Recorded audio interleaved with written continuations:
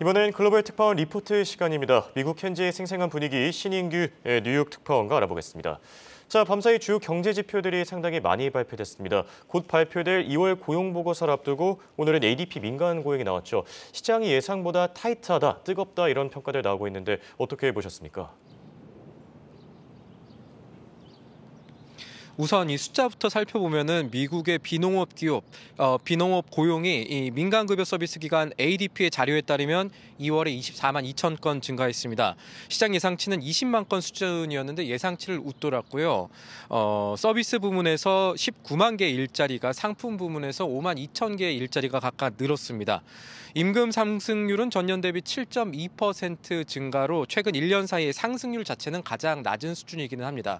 ADP의 이 수석 이코노미스트인 넬라 리처드스는 아직까지 미국의 임금 압력이 완화되는 것이 약한 수준으로 나타나고 있기 때문에 서비스 분야 인플레이션이 둔화되기까지는 더 긴 시간을 필요로 할 것이라고 분석을 했습니다. 같은 날 나온 미국의 채용 이직 통계 보고인 졸트 보고서에서도 시장의 예상보다 높은 숫자가 나왔습니다.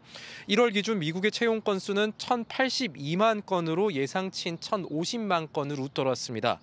전체 이직과 자발적 퇴직 등을 포함한 퇴사율은 3.8%로 전월과 비교해 변화가 크게 없었고 해고율은 1.1%로 전월 대비 0.1%포인트 높아졌습니다.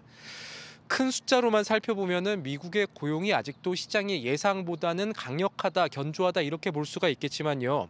세부 숫자의 변화를 보면 미국의 고용에서 균열이 시작되는 것 아닌가 이런 관측도 있습니다.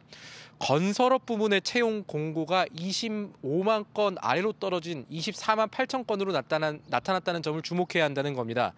건설업 부문 채용은 12월에는 48만 8천 건, 지난해 11월에는 34만 8천 건이었습니다. 1년 전에는 40만 건에 육박을 했었습니다.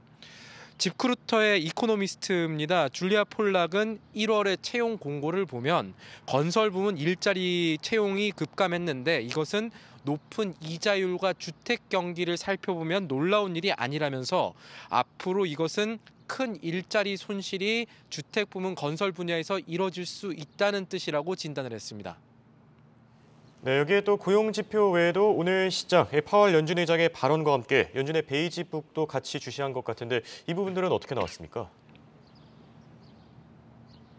우선 미국의 12개 지역 은행이 관할 지역의 경제 상황을 보고하는 베이지북에 따르면은 시장을 놀라게 할 내용이 나오지 않았다. 이런 정도로 정리를 할 수가 있을 겁니다. 크게 보면 2월 한 달 동안 연은의 관할 지역 가운데 6개 지역 부분의 성장이 조금 완만하게 늘었다. 이런 내용들이 있었고요. 기업들이 그동안 높아진 비용을 더 이상 판매 가격에 반영하기 좀 어려워한다. 이런 내용들도 있었습니다. 인플레이션 부문에서는 가격 인상이 완화되고 있다는 문장들도 발견이 되고 있습니다. 그리고 제롬 파월 연준 의장 청문회와 관련해서는 어제만큼의 파급이 있었다고 보기는 어렵겠습니다. 어제 연설문에서 밝힌 대로 미국의 최종 금리가 예상보다 높아질 수 있다는 점을 확인한 뒤에 연방의 이 기금금리 선물 시장은 이제 3월 기준금리 50bp 인상 확률이 대세로 자리가 잡혔죠. 하원 의원들과의 질의응답이 이어진 오늘도 어제와 비교해서 기조 변화가 있었던 것은 아닌데 다만 이 재밌는 문답이 있어서 한 대목을 소개해 드릴까 합니다. 미국은 지금 정부 부채 한도를 올릴지를 두고 여야가 지금 격하게 대립을 하고 있습니다. 그런 상황에서 윌리엄 티몬스 의원이 제롬 파월 연준 의장에게 질문 하나를 던졌습니다. 재무부가 1조 달러짜리 주화를 만들어내면 연준이 그것을 받아서 예치를 할 수 있냐? 이런 질문이었는데 파월 의장은 여기에 대해서 분명하게 거부 의사를 밝혔습니다. 그러니까 이 질문에는 정부가 액면가 1조 달러짜리 주화를 만들어서 연준에 예치하도록 시키면 정부가 여야 합의가 필수적인 부채 한도 상향에 대한 논의 없이도 이 부채 한도 문제를 해결할 수 있지 않느냐 이런 함의가 깔려 있다고 봐야 될 텐데 얼핏 듣기에는 이게 묘수처럼 보일 수 있을지 몰라도 이런 일이 현실화가 된다면 결국 큰 틀에서는 달러의 신뢰성에도 문제가 갈 수 있고 재정 정책과 이 통화 정책 간의 이 분리도 결국은 안 되는 그런 일들이 발생을 할 겁니다. 파월 의장은 이 질문에 대해서 연준은 모자에서 토끼를 꺼내는 마술 같은 것은 하지 않는다라고 답을 했었죠. 비유를 사용하긴 했지만 결국 이 정치의 금융통화 당국이 흔들리거나 이용되는 일은 없어야 한다는 점을 강하게 확인했다고 볼 수가 있겠습니다. 지금까지 뉴욕에서 한국경제TV 신인규입니다.